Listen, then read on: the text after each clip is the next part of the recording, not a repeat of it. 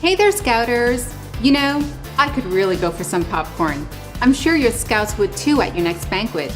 Here's an inexpensive idea to satisfy their hunger and your desire for a neat centerpiece. This is what you'll need to get started. First, print out your designs on sturdy paper and cut them out. You can find some at scoutingmagazine.org. We'll have designs for all Scouting programs there. Next, use your glue stick to attach the designs to colored backings. Glue or double-sided tape can also work. Place one of your designs face down and place a dowel rod on top of it. Apply some glue and press another design on top. Now you have a design on both sides.